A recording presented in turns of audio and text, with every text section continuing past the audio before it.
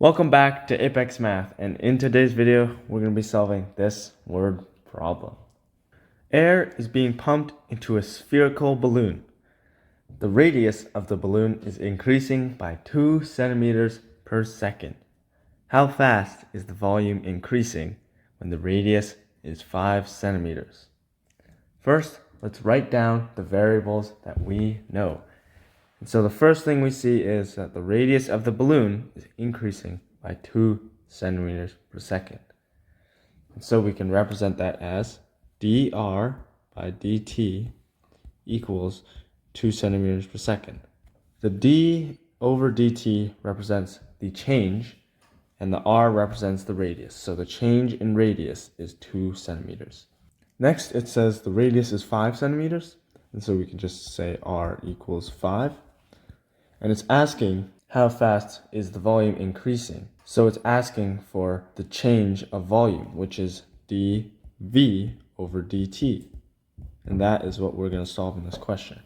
Now that we have all of our variables listed out, we need to write a formula. This formula needs to contain both variables here. So we need an equation with the volume of a sphere and a radius of a sphere. And we can find that in the volume formula for a sphere, which is V equals 4 over 3 pi r cubed.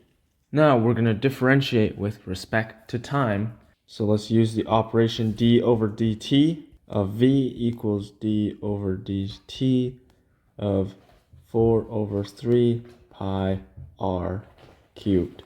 On the left side here, we still don't know what the derivative of v is, so we just write dv over dt. And on the right side, these coefficients here can be factored out through the constant rule. So we get 4 over 3 pi d over dt of r cubed. To find the derivative of r cubed, we use the power rule to get 3r squared, and then we have to multiply it by the derivative of r through the chain rule. Simplifying it a little bit, we can cross out those 3's, and we get 4 pi r squared dr over dt. Now that we have our differentiated function, we can plug in our known values.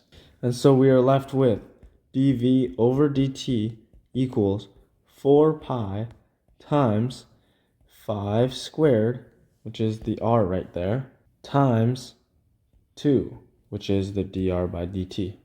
Now all that's left is to multiply it out, and we get the change in volume with respect to time is equal to 200 pi. Now we're almost done, but we need to remember the units. And the units here is centimeters cubed per second. We are done. Thanks so much for watching. I hope you found this practice useful. Don't forget to like and subscribe and comment down below what you would like to see on the next video.